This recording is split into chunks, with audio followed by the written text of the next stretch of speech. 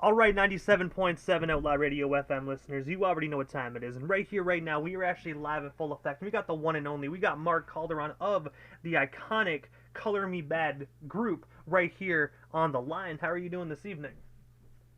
Oh, I'm doing wonderful, man. Thanks for having me. Hey man, I gotta say it's definitely an honor, man. I've been a Color Me Bad fan for a long time, man. So just the fact I get to interview one of the members here this evening is definitely an honor, man. So thank you so much in advance for a little bit of your time. No doubt, man. Thank you. But I know you're a busy guy, so I'm going to dive right into this interview. But I have to ask first and foremost, man, what originally inspired you to pursue a career within music initially, man? Because you got such a unique, one of a kind voice. Are you speaking of, now, currently, or from back in the day? I mean, just in general, like what actually really made you decide to get into music? Uh, you know, you know, I'm going to go back to this. God gives us all gifts, and you just gravitate to what gets your attention, I guess, in life. And music always hit a great, place in my heart. I've always admired a lot of the great musicians and artists, Stevie Wonder, Michael Jackson, again, all those great artists, The Temptations. And, Peter Frampton actually was a big artist that inspired me. And I'm old school, so I'm going to call out some old school names. But going back, my older sister, she was probably about 7 or 8 years older than myself, and growing up, she would have all the latest records, and as you hear me saying records, I mean vinyl records. And she'd play the songs in the house, and learn them on the piano. And Peter Frampton was one of her favorite artists, so I started there, man. Learning about that stuff. My dad loved music; he loved the Beatles, and the Beatles are the best. I was very fortunate to see Paul McCartney about a week ago in Dallas, and great, man. The guy's 80 years old, and he's still playing 2.5 hours on stage. It's unbelievable. And also, as well, in the late 80s, you actually became a member of the group Color Me Bad. I was wondering, what is the story behind that group? And of course, how did you all form and meet back in the day? Yeah, so I was really getting into R&B in high school back in '84. I had a friend who used to walk around in the high school with me, singing and learning new songs, new R&B songs. And he told me that he said, "Hey man, you need to meet Brian. He's a kid in choir class, and you should meet him, man. He can really sing well." I was like, "Okay, well, cool." So I went and I met Brian, and we were going to have like a sing-off. That's pretty much kind of what we were going to do, like a little sing-off, yeah, right there in the hallway. And so I sang first, and then he started to sing, and my eyes just kind of like wow. I was like, this guy can really sing, and he blew me away. And I was thinking to myself, well, instead of singing against this guy, we should sing together. So I asked him, I said, "Hey man, we should, let's sing together. Let's get together." And from there he was great personality, great guy. He was a little shy, but had a wonderful voice. And he brought in Kevin into the group. I brought in Sam, and there it goes. We started singing a cappella. We didn't have any instruments. We had great acoustics there in the hallways at school and in the boys' bathroom, and that's where we would sing our harmonies. And then from there, we just felt like that we could take it to the next level because we knew we were good. And one thing led to the next. So that's a whole other story after that. But yeah, that's kind of how it happened. And also, the one album that was always my favorite back in the day was your year 1991 release, which was a self-titled album, CMB, which is also, as we already know, Color Me Bad. I was wondering if you can actually tell our listeners the story behind this iconic album, and of course, from what you can recall, what was it like just being in the studio with everybody, just recording that debut project? Yeah, so that was just four guys having a good time. Writing and getting with producers and loving tracks and trying to put the best music and best writing skills and vocals on a track. They we were able to get our hands a hold of the track "I Want to Sex You Up," and we wrote to that song. And it happened to go on a New Jack City soundtrack, and no one knew that it was going to do what it did. It was the third track that was released. We were on a soundtrack full of big stars, and the song just happened to come out and do extremely well. Very unexpected. No one knew that it was going to happen that way. So when the song took off, the record label, they immediately came to us and said, "Hey guys, we need you guys out here in Los Angeles, and we're going to give you guys 2 weeks to come up with an album." So they threw us in a recording studio, and we just started writing and just singing and recording all night long, just trying to come up with the best music. And that was pretty much what C&B was, and that was the first album, and it did some amazing things for us. We really came strong with our writing skills, and what this was four guys getting together with great producers and having fun, coming up with great music all on one page, and that's why it all worked. And also, as well, in the year '92, for just that album alone, if I'm not mistaken, you guys got nominated for a Grammy for Best New Artist, and I think you won, one or two Soul Train Music Awards just for actually being a group, and of course that record. You guys blew up with that one song, "I Want to Sex You Up." Yeah, it was crazy. I remember we were nominated for 6 American Music Awards. We won 1. We won 2 Soul Train Awards. We were nominated for 2 Grammys. That was an amazing time in our lives, man. Right then I knew, I was like, "Hey guys, I think we've made it. I think we made it to the top." And it didn't stop, man. We were all over the world. The song was doing amazing. We had 3 #1 hits on that album, and it just kept going, man. It was an incredible time of our lives. And I remember as well, and since we're on the topic of "I Want to Sex You Up" in the debut album, I know this is in a way kind of off topic, but I remember back in, I think it was like 2015, 2016, tuning into the Jimmy Kimmel Show and seeing yourself and a few of the other members actually singing with Brad Paisley of a performance of that song, man. I thought that was actually extraordinary. Yeah, that was unexpected. We got a phone call from the Jimmy Kimmel Show, and they were like, I guess at that time they were doing this mashup, and they would get 2 artists that completely from 2 different genres of music come together and sing a song. And I think we were called that particular night. Our group was called Color Me Brad instead of Color Me Brad, and it went well, man. It was fun, man. Brad Paisley, he knew the song right off. He was a great guy, a great musician that he has behind him. And Jimmy Kimmel loved it. Those are great people that we had a lot of fun that night. And also as well, Color Me Bad actually made a cameo appearance as yourselves on an episode of Beverly Hills 90210. I was wondering, how did that opportunity actually arise for you guys? And of course, what was it like just being a part of one of the biggest shows of the early 90s? Yeah, with our group doing so well at the time, Irvin Azoff, who was the guy who signed us to his record label, I believe he had some really strong connections with that, with that 90210, the people who put on that show, and they were able to get us on do a cameo appearance. And actually, I think that the episode was kind of about us. It was great, man. We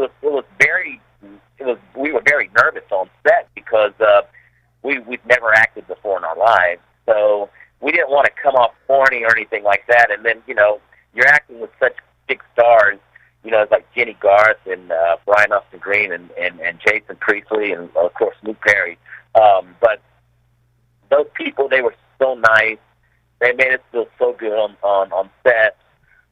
It was real fast, and then you had to learn lines, and you didn't want to mess up, and it was a different place. We were in a different place, man, and it was so great. The greatest thing about that episode was when it finally aired. It was such a big. So many people watched that particular episode. I believe the record label told us that they sold 1 million CDs the very next day. So it really did our careers. It did us so well, man. It was great for our career. And I was wondering as well, like when being a part of that, because I do know 1992. It was like it's unfortunately such a long time ago. Definitely a phenomenal year to be alive. But I have to ask, do you actually recall any interactions that you actually had with the late great Luke Perry? And if, of course, what was he actually just like, to actually interact and chop it up with? Yeah, man, we ran into him on a few occasions. I remember, and I'm gonna have to say this: probably one of the nicest people you'll ever meet in your life. I kid you not. He was so relaxed. He was so like he was very cool. I mean, always so nice and very respectful.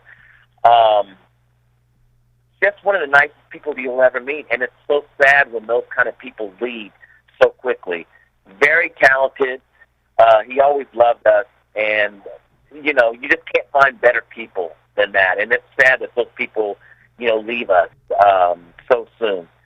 But it was just an honor that we got a chance to meet him, and he was such an amazing person.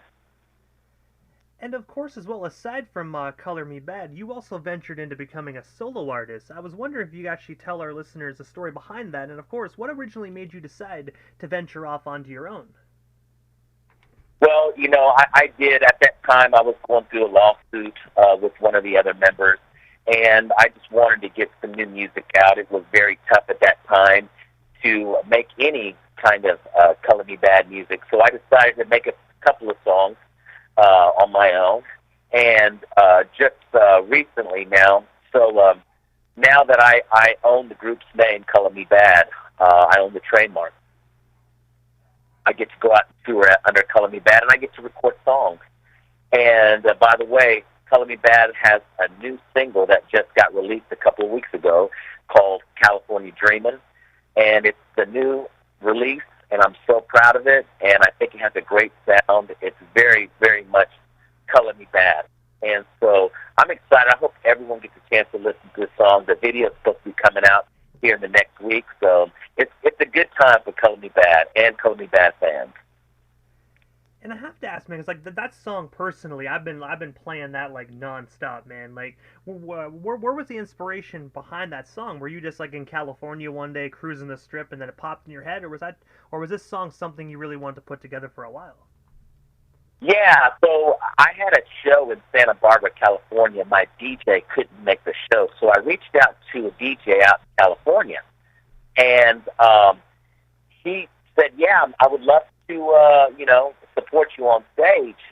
He asked me, he said, by the way, Mark, are you still writing songs?" And I said, "Of course, yeah, I'm always writing." So he said, "Well, let me send you this track and see if you can write, something to this track." I said, "Okay." So, he emailed me the track, and I have to be honest, usually when people send me music, probably 90% of the time, it's just not where I'm at in music. But I listened to the song, gave it a fair shot, and it just blew me away. I ended up writing California Dreamin' that night. It took me one day to write that song, and it had a lot of Marvin Gaye kind of Motown feel. And that's kind of what the spirit of the song asked for, and that's what I put into it. And I love love songs. I love a great love song. And it had a very California cruising lowrider kind of feel, so that's why the song went in that direction. And I'm real happy with it. I think a lot of the people, Color Me Bad fans who love Color Me Bad music, is going to really appreciate this song. And I got to say as well, I actually got it locked and loaded as well. So right after this interview, I'm actually going to be spinning it as well. So if people haven't heard this song, they're definitely going to get a taste of it here on the Canadian FM dial. Awesome, man. Well, man, I appreciate all the love and support that you've had for our group over the years, man. And thank you again for playing all of our music, man. So much love. Thank you. Hey, man, you are most certainly welcome. The one question I've always wanted to know, because as we already know, you're a highly gifted singer, won so many awards, multi-platinum plaques, the list goes on, but you also collaborated with ICP on the album titled Mikey Clark's Extra Pop Emporium. I was wondering if you can actually tell us a bit more about that unique collaboration, and of course, was it difficult to kind of transition into that genre of rap? They basically sent us a track, and they asked if we could put a hook, a chorus to the song. And it was pretty easy, you know. I mean, I can pretty much write to almost anything. And, you know, I believe it was Ghetto Rainbows. I believe that's what the name of the song was. And I remember meeting those guys one time in Detroit. Great guys. They were very big Color Me Badd fans, and it was good to meet them. And, you know, you meet them without their makeup on, and they're completely different people. But they're like family men.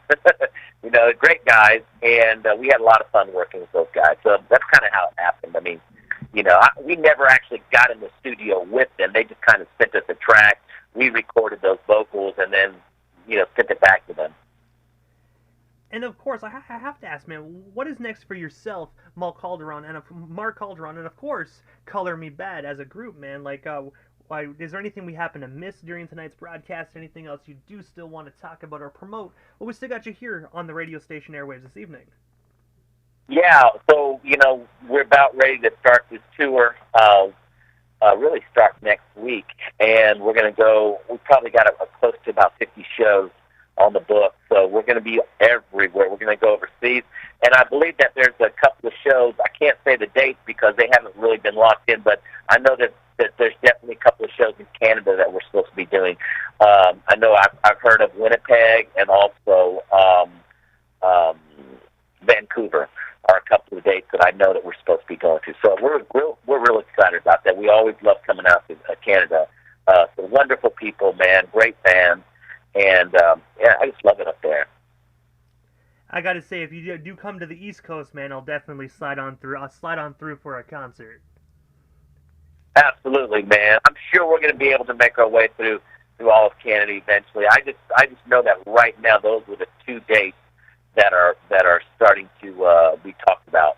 So I love traveling through Canada. Beautiful, such beautiful country. And Mark, before we part ways here this evening, this is the time in the interview quickly that I give a chance for the individual that does slide into the radio station airwaves, just a chance to give like shoutouts to whomever they want to give shoutouts to, but most of all your social media handles. That way our listeners can follow you and stay updated on everything you got going on if they're not already doing so. Yeah, man, on Instagram, Color Me Badd Music, Facebook, Color Me Badd Music. You can always hit me up at the Mark Calderon on Instagram, and also visit our website at colormebadd.com. So there's several places. I'm sure that you can come check out our schedule where we're going to be, and man, I just look forward to seeing everybody, you know, this year. Good. Good time. And I gotta say, first and foremost, Mark, thank you so much for just giving us a bit of your time and sliding into the radio station airwaves. Honestly, it was such an honor and a privilege to be able to interview such a musical icon like yourself, man. So again, thank you so much, and hopefully down the line we can make this happen again sometime soon. Man, I'm always available for you, my friend. Call me anytime, and thank you again for this wonderful interview. God bless. You are most certainly welcome, man, and God bless to you as well.